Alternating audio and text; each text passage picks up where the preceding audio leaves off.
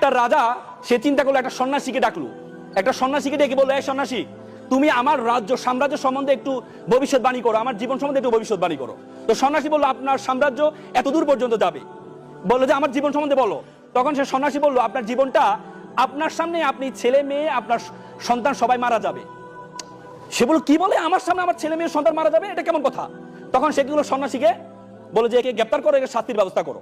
পরবর্তীতে আরেকজন সন্ন্যাসীকে নিয়ে আসো, এই সন্ন্যাসী তুমি আমার ভবিষ্যৎবাণী করো। সন্ন্যাসী দেখেছে একটু আগে যেটা বলেছে এটার জন্য কি হয়েছে, শাস্তি পেয়েছে। সন্ন্যাসী বলল, আপনার সাম্রাজ্য এতটুকু বিস্তৃত হবে আর আপনি আপনার পরিবারের যতজন আছে তার চেয়ে বেশি দিন বাঁচবেন।